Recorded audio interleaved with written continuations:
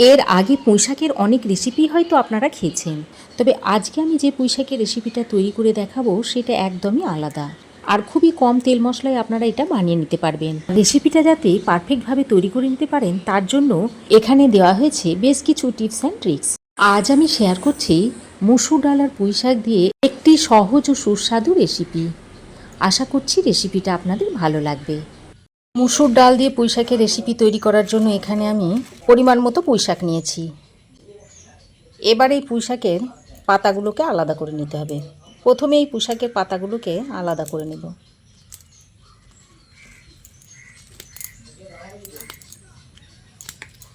দেখুন পুঁই শাকের পাতাগুলোকে আর ডাঁটাগুলোকে আলাদা করে নিয়েছি। এবার আমি এই পাতাগুলোকে একসঙ্গে এইভাবে ভাঁজ করে নিয়ে কেটে নেব, এতে করে কাটতে সুবিধা হবে। এইভাবে একটু মাঝারি সাইজ করে পাতাগুলোকে কেটে নিচ্ছি। দেখুন এই রকম মাঝারি সাইজ করে পাতাগুলোকে কেটে নিয়েছি। তারপর একটা পাত্রে তুলে রেখে দিচ্ছি।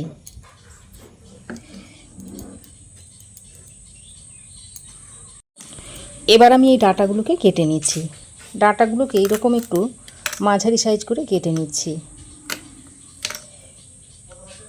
এইভাবে ডাঁটাগুলোকে কেটে নিতে হবে।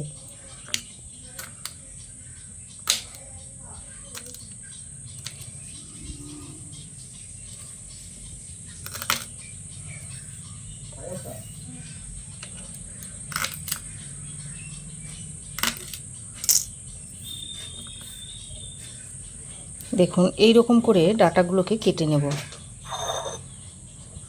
তারপর এই ডাঁটাগুলোকে ওই শাকের সঙ্গে রেখে দিচ্ছি। একইভাবে সব ডাঁটাগুলোকে কেটে নিচ্ছি।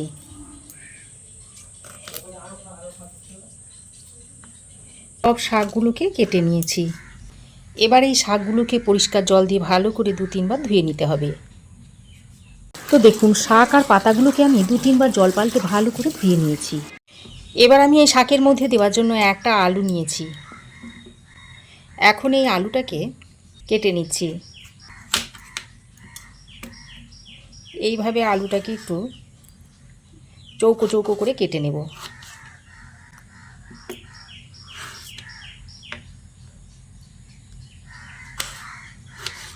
একটু চৌকো চৌকো করে কেটে নিয়েছি। তারপরে জলের মধ্যে ডুবিয়ে, যাতে আলুটা কালো না হয়ে যায়। এর মধ্যে আমি অল্প পরিমাণে একটু কুমড়ো ব্যবহার করব। তার জন্য একটু কুমড়ো কেটে নিচ্ছি।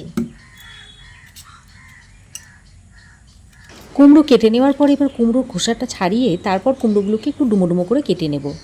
কুমড়োর খোসা ছাড়িয়ে কুমড়োগুলোকে ওই রকম একটু ডুমো ডুমো করে কেটে নিচ্ছি।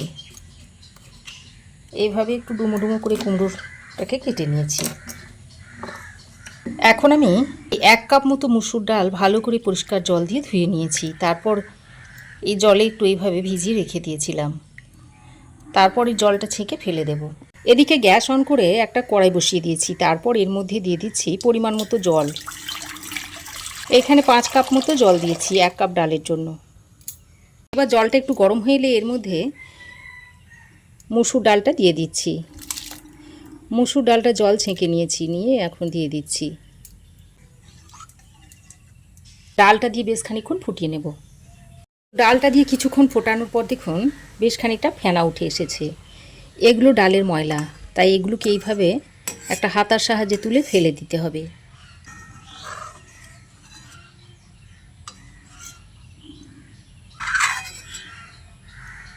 এবার আমি এর মধ্যে আলু আর কুমড়োটা দিয়ে দিচ্ছি।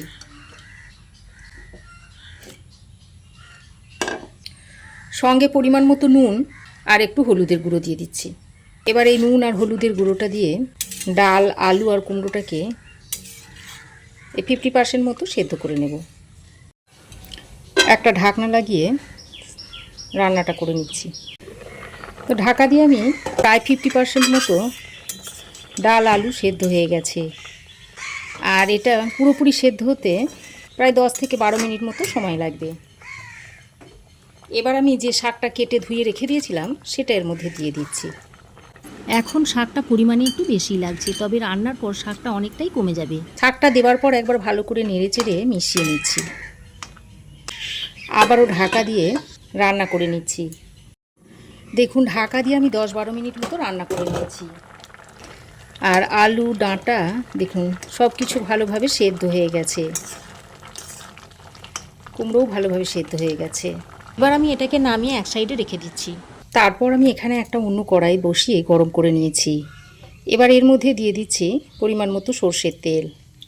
তেলটাকে খুব ভালো করে গরম করে নিয়ে এর মধ্যে দিয়ে দিচ্ছি 1/2 চা চামচ পরিমাণ 5 ফোড়ন, দিয়ে দিচ্ছি 2টো শুকনো লঙ্কা, 3টে চেরা কাঁচা লঙ্কা দিয়ে দিচ্ছি। এবার ফোড়নটাকে কয়েক সেকেন্ড ভেজে নিচ্ছি। তারপর এর মধ্যে দিয়ে দিচ্ছি কেটে রাখা পেঁয়াজ। এখানে আমি 2টো মিডিয়াম সাইজের পেঁয়াজকে সরু সরু করে কেটে নিয়েছি। আর পেঁয়াজটাকে এইভাবে ফোড়নের সঙ্গে একটু লাল লাল করে ভেজে নিতে হবে। আর এই রেসিপিতে পেঁয়াজটা একটু লাল করে ভেজে নিলে রেসিপিটা খেতে খুবই ভালো হবে। পেঁয়াজটা দেখুন এখনও ভালো করে ভাজা হয়নি, আরও একটু রং ধরিয়ে পেঁয়াজটাকে ভেজে নেব। তো দেখতেই পাচ্ছেন বন্ধুরা, পেঁয়াজ আমি এরকম লাল লাল করে ভেজে নিয়েছি। এবার আমি গুঁড়ো মশলার মধ্যে দিয়ে দিচ্ছি অল্প একটু হলুদ গুঁড়ো। কালারটা যাতে সুন্দর হয় তাই কাশ্মীরি লঙ্কার গুঁড়ো দিয়ে দিচ্ছি 1/2 চামচ, জিরে গুঁড়ো দিয়ে দিচ্ছি 1/2 চামচ, আর ধনে গুঁড়ো দিয়ে দিচ্ছি 1 চামচ। এবার সব কিছুকে একসঙ্গে ভালো করে মিশিয়ে নিচ্ছি। আর এই সময় গ্যাসের ফ্লেমটাকে মিডিয়াম টু লোয়ের মধ্যে রাখা হয়েছে। মশলাটাকে ভালো করে নেড়েচেড়ে মিশিয়ে নিয়ে এবার এর মধ্যে সেদ্ধ করে রাখা পুঁই শাকটা দিয়ে দিতে হবে। তো এখন আমি এর মধ্যে সেদ্ধ করা পুঁই শাকটা দিয়ে দিচ্ছি। তারপর সব কিছুকে একসঙ্গে ভালো করে মিশিয়ে নিচ্ছি। খুব ভালো করে মিশিয়ে আরও 2-3 মিনিট মতো ফুটিয়ে নিলেই রান্নাটা সার্ভ করার জন্য রেডি হয়ে যাবে। আর এই রেসিপিটা এরকম একটু মাখো মাখোই থাকবে, খুব বেশি ঝোল করলে হবে না। আর এই পর্যায়ে আপনারা একটু নুনটাকে চেক করে নেবেন। আমার যেহেতু নুন লাগবে তাই আমি নুন দিয়ে দিচ্ছি। নুনটা দিয়ে আবারও ভালো করে মিশিয়ে এই 2-3 মিনিট মতো ভালো করে একটু ফুটিয়ে নেব।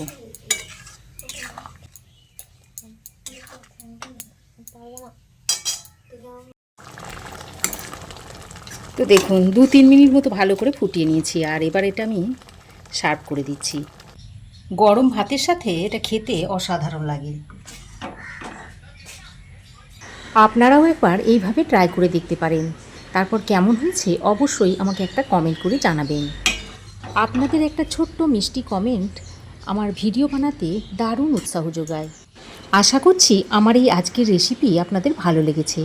ভালো লাগলে একটা লাইক ও শেয়ার করবেন। পাশে থাকা বেল আইকনটা অবশ্যই প্রেস করে দেবেন। তাহলে আমি যখনই কিছু নতুন ভিডিও আপলোড দেব সর্বপ্রথম নোটিফিকেশন আপনার কাছে গিয়ে পৌঁছবে। আর নতুন নতুন বাংলা রেসিপি পেতে চ্যানেলটিকে অবশ্যই সাবস্ক্রাইব করুন। আজ এ পর্যন্তই, আবার দেখা হবে নতুন কোনো রেসিপি নিয়ে নেক্সট এপিসোডে। সে পর্যন্ত ভালো থাকবেন, সুস্থ থাকবেন। ধন্যবাদ।